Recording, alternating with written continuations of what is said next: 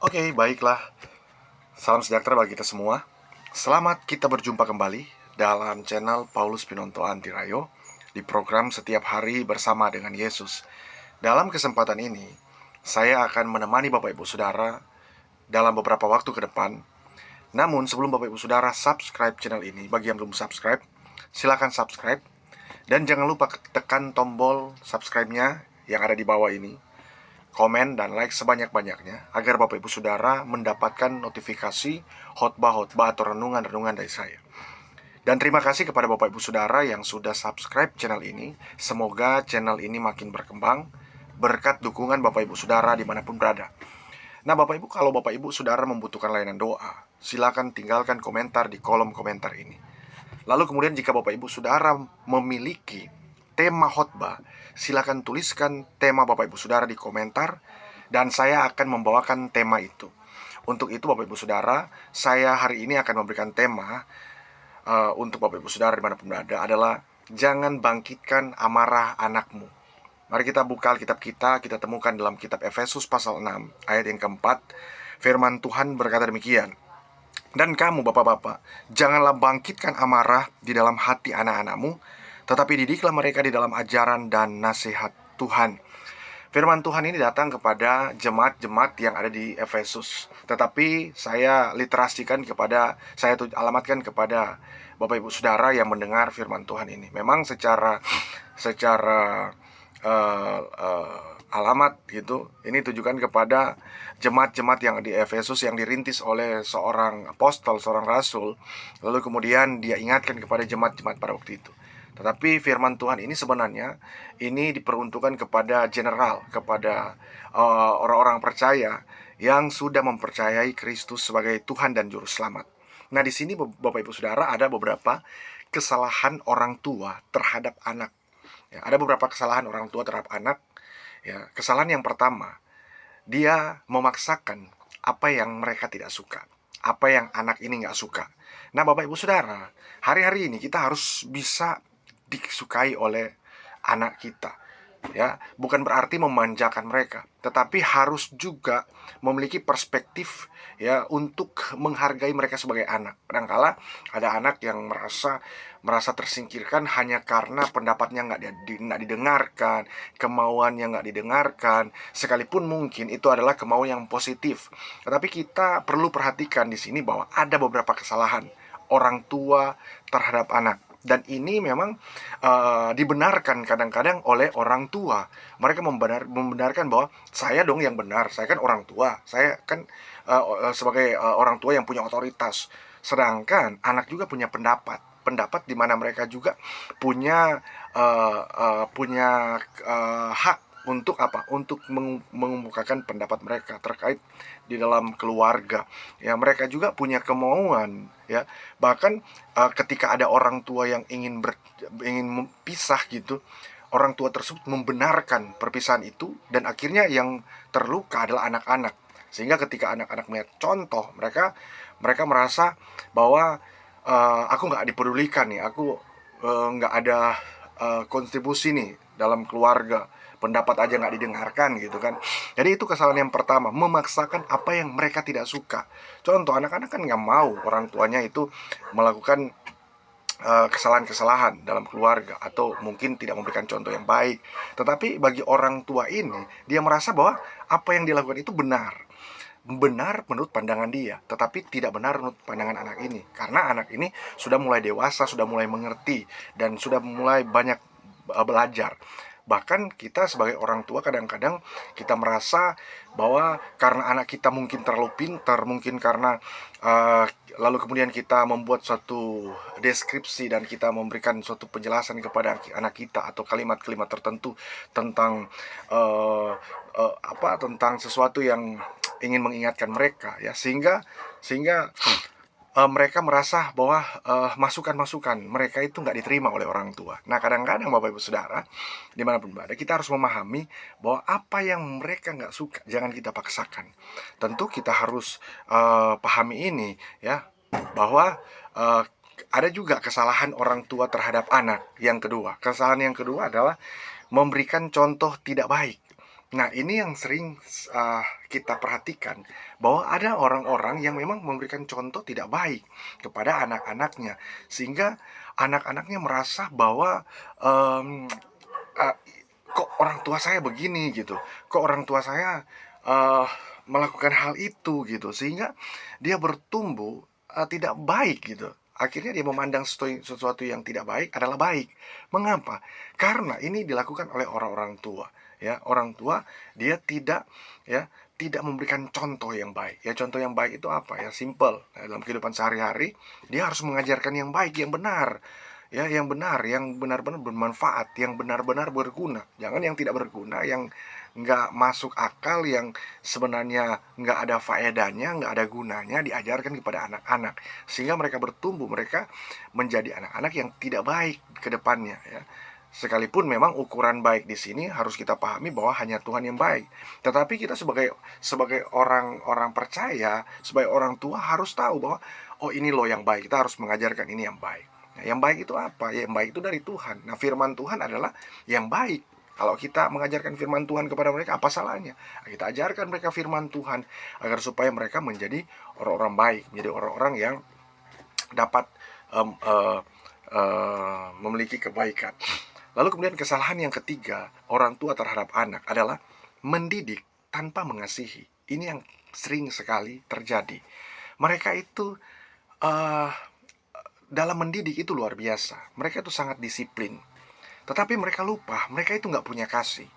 Mereka itu tanpa rangkulan, tanpa mereka memberikan apresiasi, tanpa mereka mendorong mereka, anak-anak tersebut, tanpa mereka diberikan kasih sayang. Nah, ini yang sering terjadi, bahwa kadangkala kita sebagai orang tua nih merasa kalau didikan itu prioritas utama, sehingga kasih disepelekan.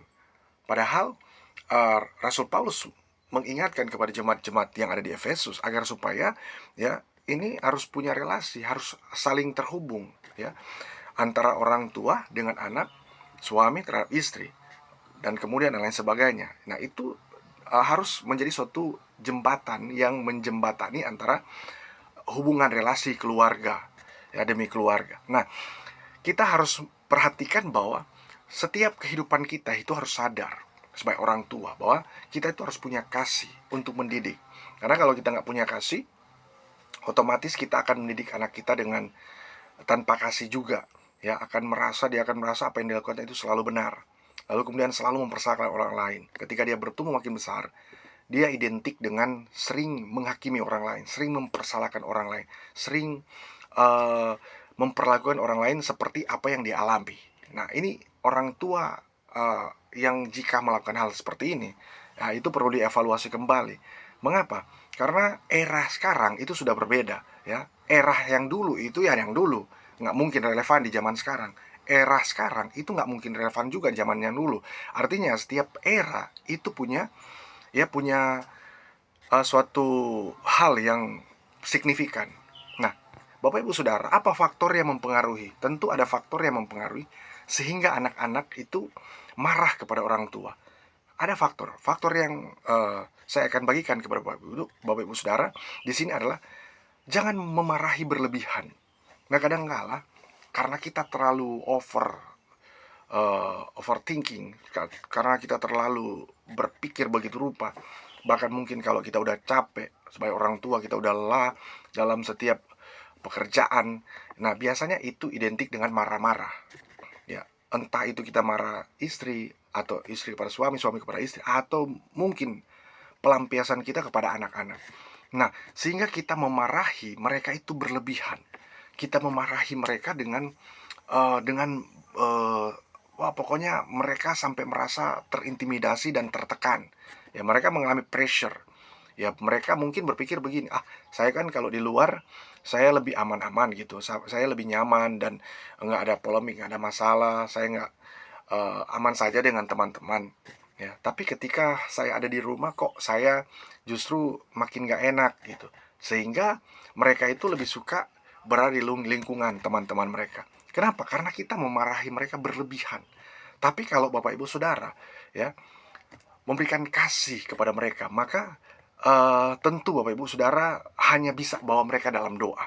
Nah, kalau kita kan ada juga yang berkata bahwa oh ada dong marah positif. Nah, kadangkala kalau marah itu sudah terlalu over, kadangkala kita juga yang salah, kita nggak dipersalahkan. Kenapa? Karena kita selalu merasa bahwa kita yang benar dan kita harus memarahi orang lain. Kita harus melampiaskan kemarahan kita kepada anak-anak kita. Nah, ironisnya, banyak anak-anak yang ketika merasa dimarahi dan bahkan dianggap tidak berguna. Nah, mereka itu justru yang salah dari anak-anak. Mereka lari dari rumah, lalu kemudian merasa tidak berharga. Nah, ini yang salah. Yang salah bagi anak-anak.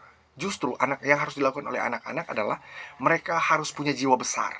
Nah, karena dalam keluarga ini juga ya bukan hanya juga orang tua yang menjadi pokok dari kehidupan rumah tangga ya, kehidupan keluarga, justru anak-anak juga itu harus punya mental yang kuat. Nah, tetapi juga orang tua harus punya kasih dalam mendidik. Jangan hanya selalu mendidik dengan keras, mendidik dengan tekun, dengan wah kalau bangun pagi harus jam 4 gitu. Lalu kemudian suatu ketika di hari tertentu ada anak-anak kita kemudian bangun jam kurang lebih mereka bangun jam 8, jam 9 dan akhirnya kita memarahi mereka sehingga mereka merasa terintimidasi. Loh kok orang tua saya seperti ini. Nah, yang bahayanya kalau tidak dirangkul, apalagi kalau memarahi mereka berlebihan. Ya, artinya begini, setelah bolehlah marah, tapi harus punya kasih. Ya, kalau kita bertumbuh di tengah-tengah keluarga, yang kalau dia memarahi seseorang itu, memarahi anaknya itu berlebihan, maka kemudian anak itu menjadi menjadi uh, hal yang luar biasa ya. Mereka melihat figur yang uh, kurang peduli, ya, figur yang kurang memiliki kasih sayang. Makanya tidak jarang banyak anak-anak lebih suka mendekat kepada ibunya yang memiliki kasih sayang, atau mungkin orang tua papanya yang memiliki kasih sayang itu kalau anak perempuan. Nah, lalu kemudian juga ada yang anak laki-laki dia dekat dengan papanya seperti itu karena ada faktor yang mempengaruhi. Faktornya apa? Faktornya memarahi berlebihan. Kemudian yang berikutnya, apa yang faktor yang mempengaruhi sehingga anak-anak itu marah kepada orang tua? Ya, karena menasehati berlebihan. Nah, ini yang sering juga terjadi bahwa banyak orang-orang tua itu ketika menasehati itu sangat berlebihan. Padahal dia nggak bisa menasehati dirinya sendiri. Nah, ini kita harus evaluasi sebagai orang tua bahwa anak-anak itu kita harus nasihati, tapi jangan berlebihan. Arti berlebihan di sini adalah seperti ini, bahwa kita tahu nih kemampuan anak-anak kita, tapi kita membuat mereka em, karena kita pikir bahwa mereka mampu dinasehati dengan berlebihan, kita nasihati mereka pagi, siang, sore, malam, dan tidak ada waktu yang cukup untuk mereka refreshing, untuk mereka bermain ya. Jadi kita harus menasehati mereka dengan bukan hanya sekedar juga, tapi cukup ya. Jangan juga kita berlebihan. Kalau berlebihan kadang-kala itu beban itu justru numpuk di kepala anak-anak, numpuk bahkan bukan hanya kepala, mempengaruhi sampai ke hati anak-anak, dan dia akan merasa bahwa dan memang ada juga anak-anak yang ketika dinasihati berlebihan tinggal tergantung pandangan, perspektif ya. Karena memang sekian persen, mungkin berapa persen gitu anak-anak yang kalau mereka dinasihati berlebihan, ada yang 10 dari beberapa orang kemudian bisa ya bisa bisa melakukan itu ya, nasihat-nasihat itu. Tapi juga ada anak-anak yang tidak sama. Jadi mereka itu punya punya sifat yang berbeda, punya kemauan yang ciri khas yang berbeda. Jadi kita harus pahami setiap setiap apa yang menjadi kemauan mereka. Lalu kemudian apa faktor yang mempengaruhi sehingga anak-anak ini marah kepada orang tua? Ya, menyuruhnya berlebihan. Nah, ini yang saya sering lihat ya. Anak-anak itu kalau disuruh berlebihan, ya, itu mereka akan marah. Mereka akan bentak-bentak. Kenapa? Ya, karena kita menyuruh mereka berlebihan. Sampai kita ngomong gini nih sama anak kita, emang kamu nggak sayang sama orang tua? Emang kamu nggak sayang sama papa? Emang kamu nggak sayang sama sama mama? Emang kamu nggak sayang? Ya, sehingga kita selalu melontarkan pertanyaan seperti itu kepada anak kita. Padahal kita menyuruhnya berlebihan. Tetapi memang ada anak-anak yang ketika disuruh berlebihan, mereka itu nurut. Ya, tapi ada anak-anak di era sekarang itu era sekarang kita harus menyesuaikan ya. dengan kita merangkul mereka, ya, dengan kita menasehati mereka dengan sebaik-baik mungkin, ya. Kadang kalau kita terlalu over juga, ya, untuk menyuruh, kita udah nyuruh nih di beberapa hal, ya mereka akan menanggapi bahwa orang tua saya nih selalu menyuruh saya gitu. Emang hidup saya cuma disuruh-suruh saja. Saya punya juga tugas-tugas PR, pekerjaan rumah, dan mungkin saya juga punya ini dan itu. Saya kan punya waktu juga untuk bermain. Saya juga kan seperti. Tetapi yang menjadi persoalannya kalau kadang-kadang juga anak-anak itu nggak udah nggak memikirkan waktu. Mereka sudah kelewat waktu, ya, bermain kebablasan, bermainnya udah berlebihan, sehingga orang tua juga mau nyuruh ogah-ogahan. Orang tua mau nyuruh itu mereka nggak mau gitu, udah malas menyuruh anak-anak. Kenapa? Karena anak-anak nggak mau disuruh. Jadi artinya apa faktor yang mempengaruhi sehingga anak-anak itu marah kepada orang tua? Artinya menyuruh berlebihan. Jadi belajar untuk menyuruh itu seadanya saja. Lalu kemudian bagaimana agar orang tua itu tidak membangkitkan amarah anak-anak? Bagaimana caranya agar orang tua tidak membangkitkan amarah anak-anak? Ya, caranya adalah pahami apa yang mereka mau. Kita pahami apa yang mereka suka, sehingga mereka tidak marah gitu. Sehingga mereka juga tidak bentak kita sebagai orang tua. Kadang-kala ada juga anak-anak yang suka bentak-bentak orang tua kan. Ya, ada juga seperti itu. Orang tua tidak mau, ya, juga mengalami hal yang seperti itu, tidak mau dibentak. Dan kita sebagai anak-anak itu jangan kita membentak. Kita sebagai orang tua, maksud saya, jangan kita membentak anak-anak kita. Begitu juga sebaliknya, jangan kita membentak orang tua. Apalagi kita nantinya, ya, kita perhatikan bahwa kita nantinya kan ini akan menjadi tua, ya. Kita ini akan menjadi orang yang kemudian akan jadi tua juga, ya. Anak-anak juga itu akan menjadi tua dan sebaliknya. Jadi kita itu harus, ya, harus pahami apa yang menjadi maunya anak-anak. Kadang ada orang tua yang udah nggak mau memahami apa yang anak-anak mau, ya. Jadi sehingga anak-anak ini udah akhirnya mereka mencari sesuatu dari luar, padahal dalam sendiri bisa memberikan suatu kepedulian terhadap mereka. Ya, mereka mencari kasih sayang di luar. Kenapa? Karena di dalam rumah sendiri itu nggak ada kasih sayang. Ya, mereka mencari agar supaya mereka dipahami di luar. Kenapa? Karena kita tidak memahami mereka di dalam rumah, gitu. Karena kalau kita merasa bahwa mereka itu penting dalam keluarga, mereka juga harus kita pahami. Lalu kemudian bagaimana agar orang tua tidak membangkitkan amarah anak-anaknya? Jangan melangkah sembarang. Nah, yang ini harus kita perhatikan, bahwa orang tua itu jangan melangkah sembarangan. Kadang ada orang tua nih, karena dia maunya dia nggak mau dengar anaknya, pokoknya dia maunya melangkah sembarang. Nah, anaknya ini kan mulai dewasa gitu. Anaknya itu udah bisa berpikir, anaknya itu bisa bisa punya analogi, punya cara berpikir, punya common sense, punya cara pikir yang sehat. Jadi dia bisa menilai apa yang dilakukan oleh orang tua. Nah, orang tua kalau salah melangkah, ya, atau melangkah sembarangan, kadang-kadang kan ada anak-anak yang suka nasihati juga, ya, karena dia tahu apa yang dilakukan orang tua itu akan mungkin berbahaya dan salah gitu kan. Dia ingin ingatkan agar supaya orang tuanya itu juga harus dengar kepada dia, sehingga terjadi ketika orang tua ini tidak mendengarkan anaknya, akhirnya terjadi, ya, pemberontakan. Anak-anak mulai bentak-bentak orang tua. Kenapa? Karena terjadi di sana. Miscommunication, misunderstanding, ya. Karena ngomongnya salah, bicaranya salah, obrolannya salah, akhirnya yang terjadi adalah miscommunication, ya, atau misunderstanding juga terjadi seperti itu, ya. Jangan melangkah sembarang. Nah, biasanya orang tua kan itu karena udah merasa nih, orang tua udah merasa dia punya otoritas dalam keluarga. Dia juga melangkah sembarang. Lalu kemudian dia beralasan bahwa saya kan orang tua, saya sudah banyak pengalaman, saya punya banyak experience, saya kan udah pikirkan itu, nak.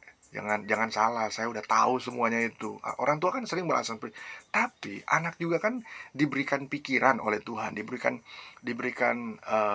pikiran yang positif, yang baik, agar supaya apa?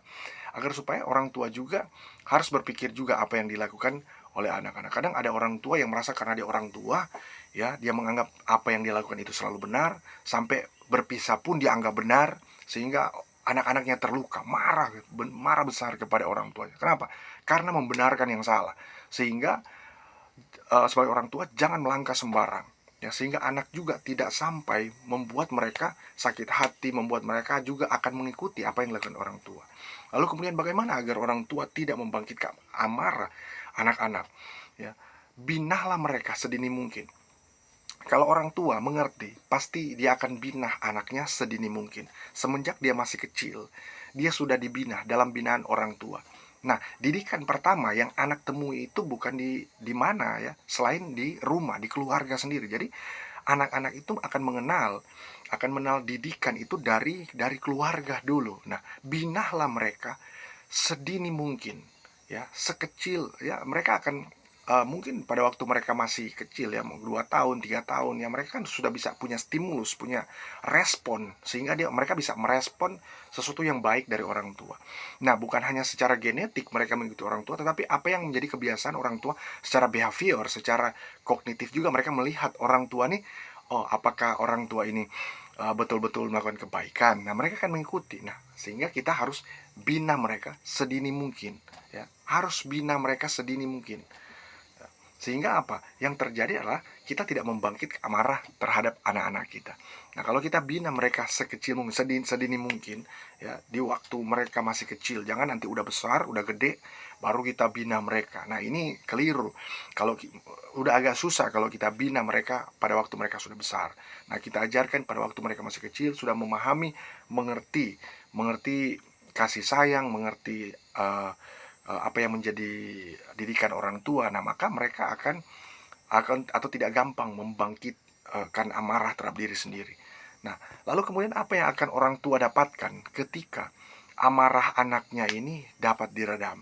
Apa yang orang tua akan dapat? Apa yang akan kita dapatkan? Yang akan kita dapatkan, ya, ketika amarah anak-anak kita itu dapat diredam adalah kita memiliki keluarga yang harmonis. Bapak Ibu Saudara akan memiliki keluarga yang harmonis kalau kita ya dapat meredam emosi amarah dari anak-anak kita. Nah, dalam keluarga kenapa terjadi sering cekcok dan lain sebagainya?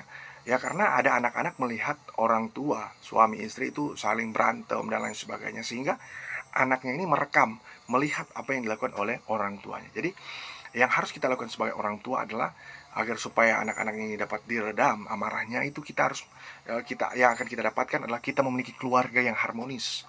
Kalau kita sanggup, kita mampu, atau kita dapatkan ya, kita akan bisa meredam emosi anak-anak kita akan memiliki keluarga yang harmonis, keluarga yang bahagia, keluarga yang nyaman, keluarga yang luar biasa, keluarga yang dikasihi oleh Tuhan. Nah, kalau tiap hari keluarga itu selalu terjadi kapal pecah istilahnya, selalu berantakan ya. Nah, biasanya itu muncul dari otoritas, dari orang tua. Ya, lalu kemudian dia turun sampai ke bawah. Ya. Tentu di sini kita juga harus pahami, ya, harus pahami adalah apa? Bahwa kita harus memiliki keluarga yang harmonis. Ya. Dengan apa? Dengan kita saling mengerti. Lalu kemudian apa yang akan orang tua dapatkan ketika amarah anaknya dapat diredam? Menjadi teladan bagi keluarga lain. Nah, pasti dong kita akan menjadi teladan bagi keluarga. Bagaimana mungkin kita katakan keluarga kita itu adalah keluarga yang teladan, ya, tapi di dalam keluarga sendiri kita tidak bisa atur. Artinya kita harus menjadi teladan bagi keluarga yang lain. Lalu kemudian yang akan kita dapatkan, kita akan memiliki berkat sukacita dan kedamaian dalam keluarga. Kita nggak marah sana sini, emosi sana sini. Memang secara manusia, sifat dasar manusia kan itu juga ada, melekat. Tetapi saya yakin dan percaya ketika Bapak Ibu menonton video ini, kiranya dapat memberkati Bapak Ibu Saudara dimanapun berada. Semoga juga video ini bisa memberikan semangat baru, memberikan sukacita, memberikan kemampuan bagi kita agar supaya kita menjadi orang-orang yang bijaksana. Terima kasih sudah menonton video ini, dan Tuhan Yesus memberkati.